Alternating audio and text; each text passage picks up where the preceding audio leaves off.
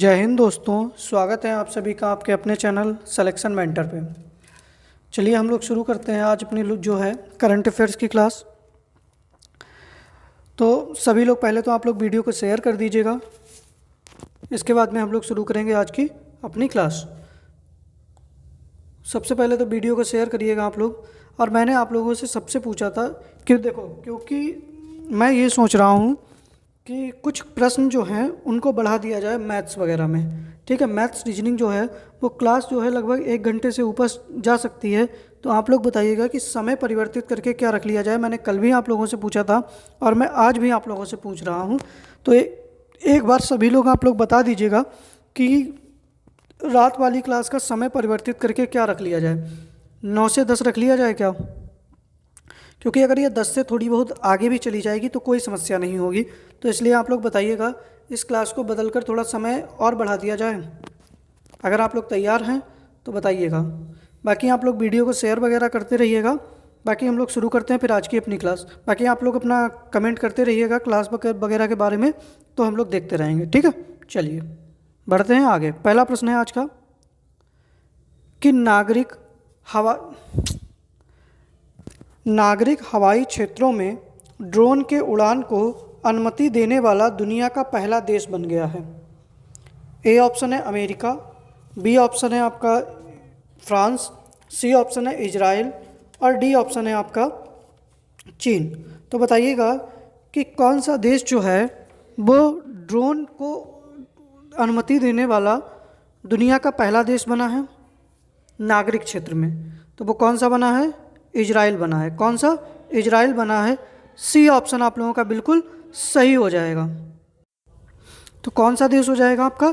Israel देश हो जाएगा। देखिएगा चारों देश जो हैं इनकी आप लोग राजधानी वगैरह लिखते रहिएगा, या देखो ऐसे ही आप लोगों को राजधानी वहाँ की मुद्रा याद हो जाएगी अगर आप लोग ट्राई करते रहेंगे। ठीक है, चलिए तो पहले प्रश्न का आपका कौन सा आंसर सही हो जाएगा? सी ऑप्शन सही हो जाएगा। आगे बढ़ते हैं हम लोग कि प्लांट आधारित कोविड-19 वैक्सीन के उपयोग को मंजूरी देने वाला दुनिया का पहला देश बन गया है। भारत, कनाडा, रूस या ब्रिटेन।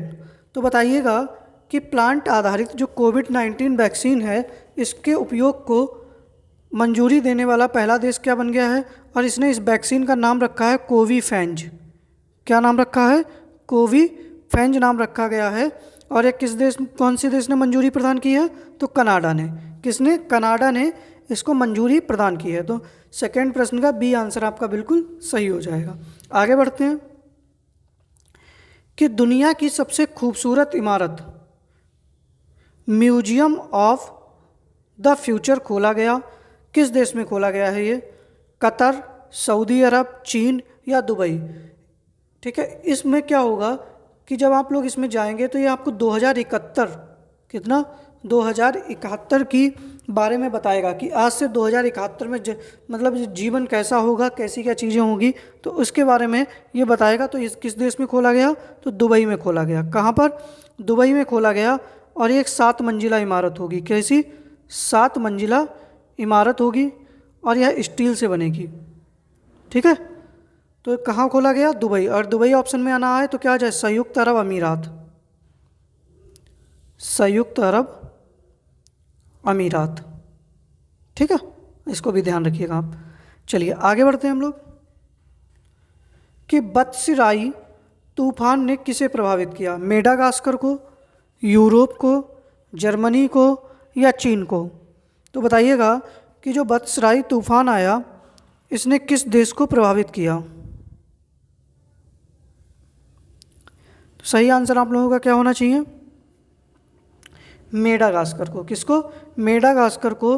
तो आपसे प्रश्न बनेगा बत्सराई तूफान कहाँ पर आया? तो मेडागास्कर में। अगर यूरोप को किस ने प्रभावित किया? तो यूरोप को प्रभावित किया आपका यूनिस तूफान ने। किसने? यूनिस नाम का तूफान कहाँ आया था? तो यूरोप महाद्वीप में आया था। ठीक है, मतलब जब से ज़्यादा जर्मनी में एक तूफान का नाम आया था जिसका नाम था एंटोनिया। एस्टोनिया नहीं है, एंटोनिया है। ठीक है, तो आप लोग इनको भी याद रखिएगा। ठीक है, तो चौथे प्रश्न का ए आंसर सही हो जाएगा। चलिए आगे बढ़ते हैं हम लोग कि भारत देश के बाहर अपना पहला आईआईटी कहाँ स्थापित करेगा? बहरीन, कतर, दुबई या नेपाल? तो बताइएगा, भारत जो है वो देश के बाहर अपना पहला आईआईटी कहाँ स्थापित करेगा? तो भारत अपना पहला आईआईटी दुबई में स्थापित करेगा। कहाँ पर? दुबई में स्थापित करेगा। तो पाँचवें प्रश्न का सी आंसर सही हो जाएगा। इसका नाम क्या होगा? IIT UAE. क्या नाम होगा भारत के बाहर? IIT UAE. इसको भी आप लोग ध्यान रखिएगा, ठीक है। चलिए आगे बढ़ते हैं हम लोग कि भारत के यूपीआई प्रणाली को अपनाने वाला पहला देश बन गया है भूटान, नेपाल, श्रीलंका या बांग्लादेश? तो बताइएगा कि भारत के यूपीआई प्रणाली को अपनाने वाला पहला देश कौन सा बन गया है? भूटान, नेपाल, श्रीलंका या बांग्लादेश? तो भारत की यूपीआई प्रणाली को किसने अपनाया है अभी? तो नेपाल ने अपनाया है। किसने? नेपाल ने अपनाया है। तो सही आंसर क्या हो जाएगा? सी, बी आंसर सही हो जाएगा। आगे देखते हैं हम लोग कि 21वां विश्व सतत विकास शिखर सम्मेलन का आयोजन कहाँ हुआ? नई दिल्ली, स्विट्जरलैंड, अमेरिका या जर्मनी? तो सही आंसर सातवें प्रश्न का क्या होना चाहिए? जल्दी से बताइएगा कि 21वां विश्व सतत विकास शिखर सम्मेलन का आयोजन जो है वो कहाँ पर हुआ? तो सही आंसर आप लोगों का आना चाहिए। तो कहाँ पर हुआ? नई दिल्ली में हुआ। कहाँ पर? नई दिल्ली में हुआ, ठीक है। तो सातवें प्रश्न का ए आंसर आपका बिल्कुल सही हो जाएगा। चलिए आगे बढ़ते हैं कि 35वें अफ्रीकी संघ शिखर सम्मेलन का आयोजन कहाँ हुआ? घाना, नाइजीरिया, इथोपिया या दक्षिण अफ्रीका? तो बताइएगा सही आंसर आप लोगों का क्या होना चाहिए? 35वें अफ्रीकी संघ शिखर सम्मेलन का आयोजन जो है वो कहाँ पर हुआ? सही आंसर आप लोगों का क्या होना चाहिए? इथोपिया। कहाँ पर? सी ऑप्शन सही हो जाएगा। इथोपिया देश में 35वें अफ्रीकी संघ शिखर सम्मेलन का आयोजन किया गया। अगला प्रश्न है कि योग महोत्सव का आयोजन निम्न में से कहाँ किया गया? ठीक है, सऊदी अरब, दुबई, फ्रांस या इजराइल? तो बताइएगा योग महोत्सव का आयोजन किस देश में किया गया? सही आंसर आप लोगों का क्या होना चाहिए? जल्दी से बताइएगा। तो योग महोत्सव का आयोजन जो है वो सऊदी अरब में किया गया। कहाँ पर? सऊदी अरब में किया गया है, ठीक है। तो 9वें प्रश्न का ए आंसर भाई बिल्कुल सही हो जाएगा। चलिए आगे बढ़ते हैं हम लोग कि 1 फरवरी को किस देश का नववर्ष प्रारंभ हुआ जिसे ईयर ऑफ टाइगर कहते हैं? रूस, चीन, फिलीपींस, वियतनाम? तो ये 1 फरवरी से शुरू होता है इनके यहाँ नववर्ष और 31 जनवरी को समाप्त होता है। और जिसको ये लोग क्या कहते हैं? ईयर ऑफ टाइगर कहते हैं। क्या कहते हैं? ईयर ऑफ टाइगर कहते हैं। तो ये किस देश में शुरू हुआ है? चीन में। कहाँ पर? चीन में शुरू हुआ है। तो 10वें प्रश्न का बी आंसर आपका बिल्कुल सही हो जाएगा, ठीक है। आगे बढ़ते हैं हम लोग कि दुनिया के सबसे लंबे मेट्रो नेटवर्क वाला शहर कौन सा है?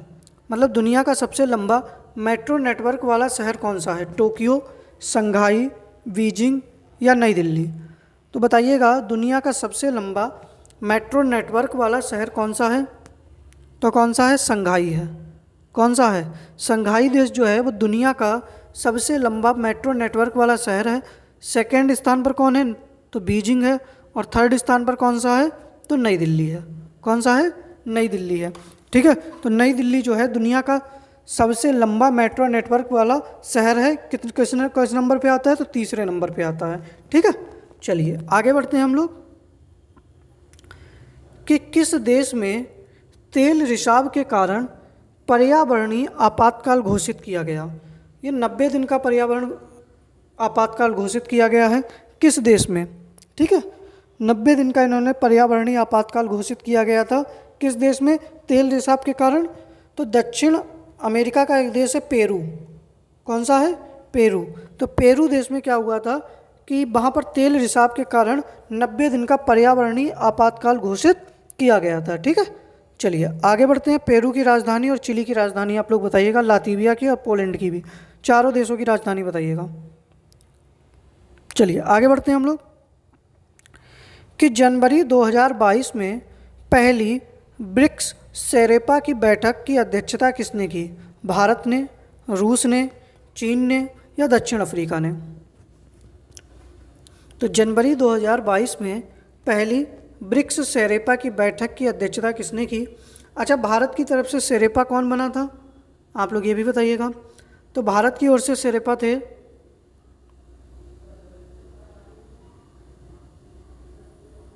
भारत के सेरेपा कौन थे? तो संजय भट्टाचार्य।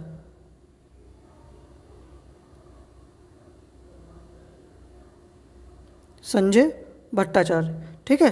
और 2022 में अध्यक्षता किसने की? चीन ने की। 2021 में किसने अध्यक्षता की थी? तो भारत ने की थी, ठीक है। इसको भी याद रखिएगा। 13वें प्रश्न का सी आंसर आप लोगों का सही हो जाएगा, ठीक है। चलिए आगे बढ़िएगा। देखिएगा, सभी लोग वीडियो को लाइक कर दीजिएगा और समय परिवर्तन के बारे में ज़रूर बताइएगा। आप लोग अपना जल्दी जल्दी से काम निपटा लीजिएगा। 10 ही 12 दिन बचे हैं, मतलब 20 दिन मान लो, 20 दिन भी कहाँ बचे हैं, तो थोड़ा सा जल्दी करिएगा थोड़ा सा। चलिए आगे देखते हैं हम लोग कि किस देश की सरकार ने अपने एक मेट्रो स्टेशन का नाम बदलकर महात्मा गांधी के नाम पर रखने की घोषणा की? कनाडा, मालदीव, मॉरिशस या मेडागास्कर? अच्छा, हुआ क्या है कि भारत वहाँ कई परियोजनाएं या भारत उसके साथ में कई सारा सहयोग कर रहा है, इस वजह से उन्होंने अपने मेट्रो स्टेशन का नाम बदलकर महात्मा गांधी के नाम पर रखने की घोषणा की है। तो सही आंसर क्या हो जाएगा? देखो, कनाडा ने क्या किया है, अभी अपने यहाँ एक सड़क थी, उसका नाम AR रहमान के नाम पर रखा है। किसका? AR रहमान के नाम पर रखा है। और महात्मा गांधी के नाम पर मेट्रो स्टेशन का नाम किसने रखा है? तो सही आंसर हम लोगों का क्या होना चाहिए? मॉरिशस। किसने? मॉरिशस। इन तीनों देशों की राजधानी बताइएगा, मालदीव, मॉरिशस, मेडागास्कर, ठीक है। जल्दी से बताइएगा, मालदीव, मॉरिशस और मेडागास्कर की राजधानी क्या होगी? बाकी इस प्रश्न का सी आंसर सही हो जाएगा। आगे बढ़िएगा कि किस देश ने अपने एक द्वीप का नाम महारानी एलिजाबेथ के नाम पर रखने की घोषणा की है? ऑस्ट्रेलिया, जापान, दक्षिण कोरिया या भारत? तो बताइएगा कि किस देश ने अपने एक द्वीप का नाम महारानी एलिजाबेथ के नाम पर रखने की घोषणा की है? और ये द्वीप का क्या नाम है? तो एशियन द्वीप है। क्या नाम है? एशियन द्वीप है। और ये किस में है? तो ये कैनबरा झील में के अंदर है। किसके अंदर है? कैनबरा झील के अंदर पड़ता है। अब तो सही आंसर बता दीजिएगा, तो क्या हो जाएगा? ऑस्ट्रेलिया। क्या हो जाएगा? ऑस्ट्रेलिया हो जाएगा। तो 15वें प्रश्न का ए आंसर आप लोगों का सही है। आगे बढ़िएगा कि कहाँ पर मेढक की एक नई प्रजाति खोजी गई जिसका नाम पर्यावरणविद ग्रेटा, ठीक है, ग्रेटर नहीं है, ग्रेटा थुनबर्ग के नाम पर रखा गया। अच्छा, ये किस देश की हैं? तो ये स्वीडन की हैं। किसकी हैं? स्वीडन देश की निवासी हैं ग्रेटा थुनबर्ग, मशहूर पर्यावरणविद हैं। और बताइएगा कहाँ पर मेढक की प्रजाति खोजी गई? तो सही आंसर आप लोगों का क्या होना चाहिए? सोलोमन द्वीप, पनामा, घाना या ब्राज़ील? तो सही आंसर हो जाएगा आपका कौन सा? पनामा। कहाँ पर? पनामा में, ठीक है। तो 16वें प्रश्न का बी आंसर आप लोगों का बिल्कुल सही हो जाएगा। चलिए आगे बढ़ते हैं हम लोग। त्रिकमोली ट्रैंक परिसर कहाँ स्थित है? श्रीलंका, चीन, भूटान, वियतनाम? तो बताइएगा जो त्रिकमोली ट्रैंक परिसर है वो कहाँ पर स्थित है? सही आंसर क्या होना चाहिए आप लोगों का? देखिएगा, भारत में क्या है, भारत ने वहाँ भारत के साथ में मतलब त्रिकमोली टैंक परिसर की दोबारा पुनरुद्धार किया जाएगा और भारत ने समझौता किया है। तो ये श्रीलंका में है। कहाँ पर? श्रीलंका में है, जिसमें श्रीलंका का 51% होगा और इस त्रिकमोली ट्रैंक में भारत का 49% होगा। कितना? 49%, ठीक है। तो 17वें प्रश्न का ए आंसर आपका सही हो जाएगा। चलिए आगे बढ़ते हैं हम लोग कि ऊँट के लिए दुनिया का पहला होटल किस देश में बनाया गया? बताइएगा, ऊँट के लिए दुनिया का पहला होटल किस देश में बनाया गया? दुबई, कतर, सऊदी अरब या ओमान? सही आंसर क्या होना चाहिए? जल्दी से बताइएगा। 18वें प्रश्न का सही आंसर आप लोगों का क्या हो जाएगा कि दुनिया का पहला ऊँटों के लिए होटल किस देश में बनाया गया? सऊदी अरब में। कहाँ पर? सऊदी अरब में। सी ऑप्शन आपका बिल्कुल सही हो जाएगा। चलिए आगे बढ़ते हैं हम लोग कि पहली बार यातायात के लिए इन्फिनिटी ब्रिज की शुरुआत की गई। देखिएगा किस देश में की गई, दुबई, कतर, सऊदी अरब या ओमान, बताइएगा। इसमें क्या है, ये इस टाइप का होगा क्योंकि इन्फिनिटी का साइन यही तो होता है, और यह कितने लेन का होगा, तो 6 लेन का होगा। अब सोचिएगा इस तरीके का ब्रिज बना देंगे ये लोग। अब आप लोग सोचिए तो किस देश ने इसकी शुरुआत की है, दुबई ने। किसने, दुबई ने इसकी शुरुआत की है, संयुक्त अरब अमीरात। ठीक है, तो 19वें प्रश्न का ए आंसर आपका सही हो जाएगा। चलिए आगे बढ़ते हैं हम लोग। किस संयुक्त राष्ट्र द्वारा जारी अनुमान के मुताबिक किस वर्ष तक भारत दुनिया की सबसे अधिक जनसंख्या वाला देश बन जाएगा? वर्ष 2023, वर्ष 2025, वर्ष 2026, वर्ष 2027। अरे भैया आप तो रुक जाओ मेरे शेरों, दुनिया में सबसे ज़्यादा जनसंख्या वाले बन रहे हो सभी लोग। अरे मिल्खा सिंह की तरह दौड़ी लगा के मानोगे? नहीं, सबसे आगे लाइन में हम ही रहेंगे। और चीज़ें भी हैं दुनिया में, उनमें थोड़ा ध्यान दे लो। जनसंख्या पे ही सबसे ज़्यादा ध्यान देना है क्या? ज़मीनें नहीं बचेंगी, बर्बाद हो जाओगे सबके सब। हाँ हो सकता है सोच रहे हो जो एलन मस्क ने कह रखा है कि मंगल ग्रह पर 3 फ्लाइट चलाएंगे, तो मंगल ग्रह पर ज़मीन खरीदने को होगे सभी लोग। चलिए सही है, बढ़ाते रहो, इस काम में मेहनत पूरी रखना, कतई पीछे नहीं होना है हम लोगों को। बहुत मेहनती हैं इंडिया वाले, ऐसे ही लगातार मेहनत करिएगा, जी जान से मेहनत करिएगा। ये जितना समय बता रहा है उससे पहले ही पूरा कर देना है, ठीक है। और इतना पूरा करना कि 85 साल तक कोई देश हमारे करीब ना आ पाए। चलिए तो सही आंसर क्या हो जाएगा, वर्ष 2023। कब? वर्ष 2023 तक दुनिया का सबसे अधिक जनसंख्या वाला देश कौन सा बन जाएगा? तो भारत बन जाएगा। ठीक है, थम जाओ भाई, थोड़ा थोड़ा थम जाओ। चलिए देखते हैं कि अंकटाड द्वारा जारी विश्व निवेश रिपोर्ट के अनुसार प्रत्यक्ष विदेशी प्राप्तकर्ता शीर्ष देश कौन सा रहा? अमेरिका, भारत, सऊदी अरब या चीन? तो बताइएगा सबसे ज़्यादा विदेशी प्राप्तकर्ता देश कौन सा रहा है? सही आंसर आप लोगों का क्या होना चाहिए कि अंकटाड के द्वारा जो रिपोर्ट जारी की गई है, इसमें सबसे ज़्यादा विदेशी निवेश किसने प्राप्त किया है? सही आंसर आप लोगों का क्या होना चाहिए? अमेरिका। किसने प्राप्त की है? अमेरिका ने। और भारत इस लिस्ट में 7वें नंबर पे है। कितने नंबर पे है? भारत में निवेश के नंबर पे कितना है? 7वां नंबर है। अमेरिका में सबसे ज़्यादा निवेश हुआ है। तो 7वें प्रश्न, 21वें प्रश्न का ए आंसर आपका सही हो जाएगा। आगे बढ़ते हैं हम लोग कि IMF ने वित्त वर्ष 2023 के लिए भारत की GDP वृद्धि दर कितने प्रतिशत रहने का अनुमान लगाया है? 8%, 8.2%, 8.5% या 9%? तो बताइएगा कि IMF के द्वारा वर्ष 2023 के लिए कितनी GDP वृद्धि दर रहने का अनुमान लगाया है? सही आंसर क्या होना चाहिए, जल्दी से बताइएगा। तो इस प्रश्न का सही आंसर क्या होगा? 8.2%। कितना हो जाएगा? 8.2% इस प्रश्न का सही आंसर हो जाएगा। चलिए आगे देखते हैं हम लोग कि भारत का सर्वाधिक तेल आपूर्तिकर्ता देश है इराक, रूस, सऊदी अरब या कतर? तो मतलब ये है कि भारत सबसे ज़्यादा तेल किस देश से खरीदता है? बताइएगा भारत को सबसे ज़्यादा तेल कौन सा देश जो है वो बेचता है, या भारत किस देश के साथ सबसे ज़्यादा तेल खरीदता है? तो किसके साथ में? इराक के साथ में। नंबर 1 पे भारत को तेल कौन बेचता है, कौन आपूर्ति करता है? तो इराक। और अभी हाल ही में सेकंड नंबर पे कौन आ गया? तो रूस आ गया। कौन? रूस जो है अब वो दूसरे नंबर पर सबसे ज़्यादा तेल आपूर्तिकर्ता देश बना है। तो आप लोग इसको भी याद रखिएगा। आपसे प्रश्न ऐसे पूछ ले कि भारत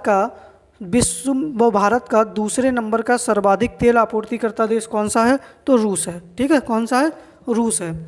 तो बी ऑप्शन आपका सही हो जाएगा। चलिए आगे बढ़ते हैं हम लोग कि दुनिया का सबसे बड़ा तेल आयातक देश कौन सा है? चीन, भारत, अमेरिका, ब्रिटेन? तो बताइएगा दुनिया में सबसे ज़्यादा तेल का आयात कौन सा देश करता है? चीन, भारत, अमेरिका या ब्रिटेन? तो दुनिया में सबसे ज़्यादा तेल जो आयात करता है वो नंबर 1 पर है अमेरिका। ठीक है, कौन है? अमेरिका है। सेकेंड नंबर पे कौन है? तो चीन है। कौन है? चीन है। और थर्ड नंबर पे कौन है? तो भारत है। ठीक है, आप लोग इसको देख लीजिएगा। सही आंसर क्या हो जाएगा? सी ऑप्शन आपका बिल्कुल सही हो जाएगा। अमेरिका जो है वो दुनिया का सबसे बड़ा तेल आयातक देश है। ठीक है, चलिए आगे देखते हैं कि बैंक ऑफ महाराष्ट्र ने कहाँ प्रोजेक्ट बैंक सखी लॉन्च किया है? महाराष्ट्र में, मध्य प्रदेश में, उड़ीसा में, झारखंड में? तो बताइएगा कि बैंक ऑफ महाराष्ट्र ने कहाँ प्रोजेक्ट बैंक सखी लॉन्च किया? महाराष्ट्र के अंदर, मध्य प्रदेश के अंदर, उड़ीसा में या झारखंड में? भाई सभी लोग जो है वीडियो को एक बार शेयर ज़रूर कर दीजिएगा। आप लोगों का जो करंट अफेयर्स चल रहा है ना, अब जो करंट अफेयर्स की सीरीज आएगी इसके बाद में, बिल्कुल आप लोगों के लिए बड़ा निचोड़ लेकर आ रहा हूँ मैं, क्योंकि फिर से एक बार रिवीजन करा के 5 तारीख को आप लोगों की मैराथन क्लास भी मुझको इसी की लेनी है। ठीक है, तो उसमें भी आपको कई सारे प्रश्न देखने को मिलेंगे। तो आपसे निवेदन है कि एक बार आप लोग वीडियो वगैरह जल्दी से शेयर करते रहिएगा, और वीडियो को एक नहीं 2-2 बार आप लोग देख लेंगे तो आप लोगों को बिल्कुल ऐसे ही क्लास के ही क्वेश्चन याद हो जाएंगे। ठीक है, चलिए तो सही आंसर क्या हो जाएगा इसका? उड़ीसा। क्या हो जाएगा? उड़ीसा। ठीक है, 25वें प्रश्न का सी आंसर सही हो जाएगा। अगला प्रश्न है कि शिक्षित महिलाओं की कार्यबल में भागीदारी बढ़ाने के लिए किसने हाउस वर्क, देखो कौन सी परियोजना शुरू की? हाउस वर्क इज वर्क परियोजना की शुरू की है। एक्सिस बैंक ने, एचडीएफसी बैंक ने, रिजर्व बैंक ने या आईसीआईसीआई बैंक ने? सही आंसर आप लोगों का क्या होना चाहिए कि शिक्षित महिलाओं की कार्यबल में भागीदारी बढ़ाने के लिए किसने हाउस वर्क इज वर्क परियोजना शुरू की है? तो देखिएगा किसने शुरू की है? एक्सिस बैंक ने। किसने? एक्सिस बैंक के द्वारा शुरू किया गया है। और लिख लीजिएगा साथ में, एचडीएफसी बैंक ने एक पहल शुरू की है महिलाओं के लिए ही, लक्ष्मी फॉर लक्ष्मी पहल। कौन सी शुरू की है? लक्ष्मी फॉर लक्ष्मी पहल शुरू की है। और आरबीआई के द्वारा अभी क्या शुरू किया गया है? तो डिजी साथी। क्या लॉन्च किया गया है? तो एक जिन्होंने भुगतान प्रणाली लॉन्च की है, डिजी साथी। ठीक है, मतलब एक यूपीआई बनाई है, और साथ में ये डिजी साथी ये है कि आप लोगों के भुगतान के लेन देन से संबंधित जो भी प्रश्न होंगे उनको ये डिजी साथी आपका तुरंत जो है उसके उत्तर आप लोगों को प्रदान करेगा। ठीक है, तो आप लोग इसको भी नोट कर लीजिएगा। और 26वें प्रश्न का सही आंसर आप लोगों का ए ऑप्शन सही हो जाएगा। चलिए आगे बढ़ते हैं हम लोग कि भारत के आयात निर्यात बैंक ने किस देश की सरकार के साथ $500 मिलियन ऋण समझौते पर हस्ताक्षर किए? चारों ऑप्शन देख लीजिएगा। श्रीलंका, भूटान, नेपाल, बांग्लादेश? तो सही आंसर क्या होना चाहिए जल्दी से बताइएगा।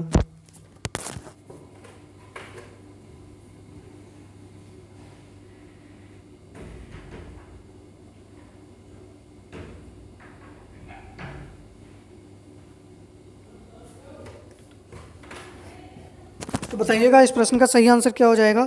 श्रीलंका हो जाएगा। क्या हो जाएगा? श्रीलंका के साथ में भारत की जो आयात निर्यात बैंक है, एक्जिम बैंक है, ठीक है, इसने क्या किया है? ऋण समझौता किया है। एक्जिम बैंक की स्थापना कब हुई और इसका हेडक्वार्टर कहाँ पर है? दोनों चीज़ें बताइएगा, एक्जिम बैंक की स्थापना और हेडक्वार्टर। ठीक है, दोनों चीज़ें।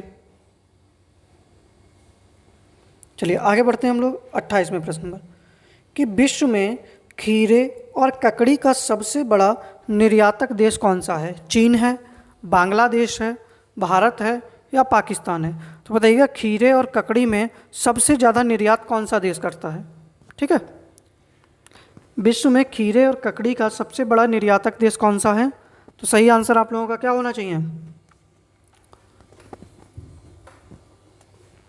भारत। क्या हो जाएगा? भारत। ठीक है, 28वें प्रश्न का सी आंसर आप लोगों का बिल्कुल सही हो जाएगा। आगे बढ़ते हैं हम लोग कि विश्व की सर्वश्रेष्ठ बैंक का खिताब किसने जीता? स्विस बैंक ने, बैंक ऑफ अमेरिका ने, फेडरल बैंक ने या डीवीएस बैंक ने? तो बताइएगा विश्व की सर्वश्रेष्ठ बैंक का खिताब किसने जीता है? स्विस बैंक के द्वारा जीता गया, बैंक ऑफ अमेरिका के द्वारा, फेडरल बैंक के द्वारा या डीबीएस बैंक के द्वारा? सही आंसर क्या होना चाहिए, जल्दी से बताइएगा। तो इस प्रश्न का सही आंसर क्या है? डीबीएस बैंक ने। कौन से ने? डीबीएस बैंक ने जीता है। और इस डीबीएस बैंक का हेडक्वार्टर बताइएगा कहाँ पर है, जल्दी से बताइएगा कि ये डीबीएस बैंक जो है, इस डीबीएस बैंक का हेडक्वार्टर कहाँ पर है? सही आंसर क्या होना चाहिए, जल्दी से बताइएगा। डीबीएस बैंक जो है इसका हेडक्वार्टर कहाँ पर है? और यह विश्व की सर्वश्रेष्ठ बैंक का खिताब इसने जीता है, तो इसका हेडक्वार्टर कहाँ पर है, जल्दी से बताइएगा। जिसको पता हो जल्दी से बताइएगा। क्या हो जाएगा? डीबीएस बैंक का जो हेडक्वार्टर है वो सिंगापुर के अंदर है। कहाँ पर है? सिंगापुर में।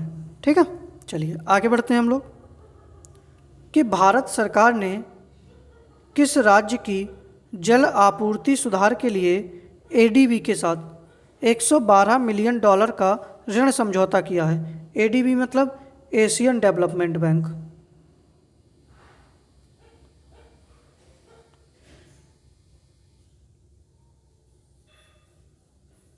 और इसका हेडक्वार्टर कहाँ पर है? इस एडीबी का हेडक्वार्टर कहाँ पर है, जल्दी से बताइएगा।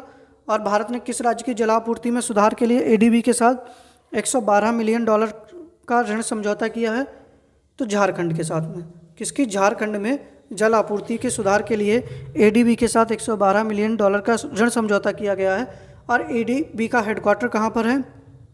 तो एडीबी का जो हेडक्वार्टर है वो आपका कहाँ पर है? मनीला में है। कहाँ पर? मनीला देश के अंदर है, मनीला फिलीपींस। ठीक है, सही आंसर क्या हो जाएगा?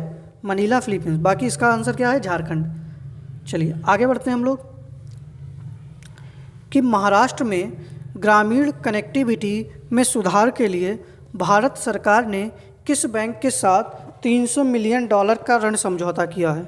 ठीक है, एशियन डेवलपमेंट बैंक के साथ, वर्ल्ड बैंक के साथ, आईएमएफ के साथ या एनडीबी के साथ, न्यू डेवलपमेंट बैंक के साथ? तो बताइएगा। एडीबी का तो मुख्यालय मैंने अभी बताया आप लोगों को, वर्ल्ड बैंक का बताइएगा, आईएमएफ का बताइएगा और एनडीबी का बताइएगा। तीनों का हेडक्वार्टर बताइएगा।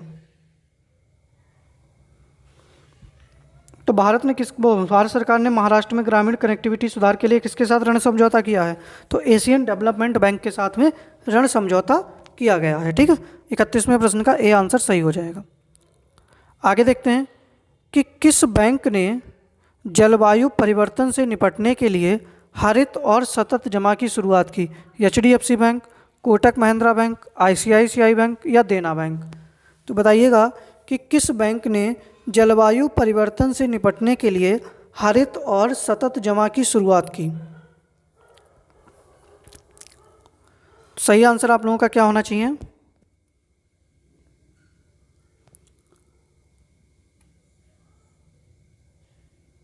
सही आंसर हो जाएगा एचडीएफसी बैंक ने। किसने? एचडीएफसी बैंक के द्वारा जलवायु परिवर्तन से निपटने के लिए हरित और सतत जमा की शुरुआत की गई है। ठीक है, किसके द्वारा? एचडीएफसी बैंक के द्वारा। यहीं पर एक चीज़ समझ लीजिएगा, इसका तो आंसर ए हो जाएगा। जो कोटक महिंद्रा बैंक है इसने नियो प्लेटफॉर्म लॉन्च किया है। कैसा? Neo platform. तो आपसे प्रश्न बने कि नियो प्लेटफॉर्म किसने लॉन्च किया है? तो कोटक महिंद्रा बैंक ने। यह आर्टिफिशियल इंटेलिजेंस पर आधारित है। ठीक है, तो कोटक महिंद्रा बैंक के द्वारा इसको लॉन्च किया गया है। 32वें प्रश्न का ए आंसर सही हो जाएगा। चलिए आगे बढ़ते हैं कि वित्त मंत्री निर्मला सीतारमण द्वारा निर्यात को बढ़ावा देने के लिए उभरते सितारे फंड का शुभारंभ कहाँ किया गया? पणजी, नई दिल्ली, लखनऊ या भोपाल? तो बताइएगा 33वें प्रश्न का सही आंसर क्या होना चाहिए कि वित्त मंत्री के द्वारा उभरते सितारे फंड का शुभारंभ कहाँ किया गया? तो आपका क्या आंसर सही हो जाएगा? उभरते सितारे फंड का शुभारंभ जो है वो लखनऊ में किया गया। कहाँ पर? लखनऊ में किया गया। सी आंसर आपका सही हो जाएगा। ठीक है, चलिए आगे देखते हैं कि भारत में लघु व्यवसाय ऋण पहल को किसने शुरू किया? अमेजन, गूगल, माइक्रोसॉफ्ट या फेसबुक? तो बताइएगा भारत में लघु व्यवसाय ऋण पहल को किसने शुरू किया है? अमेजन ने, गूगल ने, माइक्रोसॉफ्ट ने या फेसबुक ने? तो बताइएगा 34वें प्रश्न का सही आंसर आप लोगों का क्या होना चाहिए? डी ऑप्शन सही हो जाएगा, फेसबुक ने। किसने? फेसबुक ने भारत में लघु व्यवसाय ऋण पहल को शुरू किया है। ठीक है, तो डी ऑप्शन आपका सही है। आगे बढ़ते हैं कि एमएसएमई को ई कॉमर्स के लाभों के बारे में जागरूकता पैदा करने के लिए अमेजन ने भारत में अपना पहला डिजिटल केंद्र कहाँ खोला है? गुजरात, महाराष्ट्र, यूपी या केरल? तो बताइएगा 35वें प्रश्न का सही आंसर आप लोगों का क्या होना चाहिए कि एमएसएमई को ई कॉमर्स के लाभों के बारे में जागरूकता पैदा करने के लिए अमेजन ने भारत में अपना पहला डिजिटल केंद्र जो है वो कहाँ खोला? गुजरात के अंदर। ए ऑप्शन सही हो जाएगा, गुजरात के अंदर खोला है। ठीक है, ए आंसर सही है। ठीक है, चलिए आगे बढ़ते हैं हम लोग। देखिएगा, ये थे हमारे आज के 35 प्रश्न। उम्मीद कर रहे हैं कि आप लोगों को प्रश्न सही समझ में आए होंगे और आप लोगों ने इनको नोट किया होगा। सबसे पहले तो आप लोग बताइएगा कि रात की क्लास का टाइम क्या 9 से 10 रख लिया जाए? 9 से 10 रख लिया जाए, क्योंकि भाई प्रश्नों की संख्या बढ़ाएंगे तो कुछ दिन जो है वो आप लोग थोड़ा सा मैनेज कर लीजिएगा। तो हम लोग अगर 9 से 10 इसको रख लें तो बताइएगा कैसा रहेगा, क्योंकि मैथ्स में आप लोगों के मैं कम से कम अभी मैं 8 प्रश्नों की प्रैक्टिस करा देता हूँ लगभग। फिर अगर ये टाइम 9 से 10 हो जाएगा, अगर मान लिया 1 घंटे से ऊपर की भी क्लास चली गई तब भी आप लोग आराम से पढ़ सकते हैं। तो ये मान के चलिएगा कि ये प्रश्न जो है वो मैं 12 करा सकता हूँ और रीजनिंग में भी कम से कम 8 से 10 प्रश्न हो जाएंगे। तो 20 से 22 प्रश्न की प्रैक्टिस आप लोगों की रोज़ मैं करा सकता हूँ। ठीक है, तो आप लोग बताइएगा अगर इस क्लास को 9 से 10 रख लिया जाए तो आप लोगों को कैसा रहेगा। तो मैं आज ही इस क्लास को 9 से 10 बजे जो है वो करा दूँगा। ठीक है, तो आप लोग तैयार रहिएगा। एक बार आप लोग सभी लोग बताइएगा अगर तैयार हैं 9 से 10 के लिए, तो फिर हम लोग इस क्लास को 9 से 10 बजे जो है वो कंटिन्यू कर सकते हैं। बाकी देखिएगा, आप सभी लोग वीडियो को शेयर कर दीजिएगा और वीडियो को लाइक कर दीजिएगा। वीडियो ख़त्म हो जाने के बाद एक कमेंट भी ज़रूर करिएगा।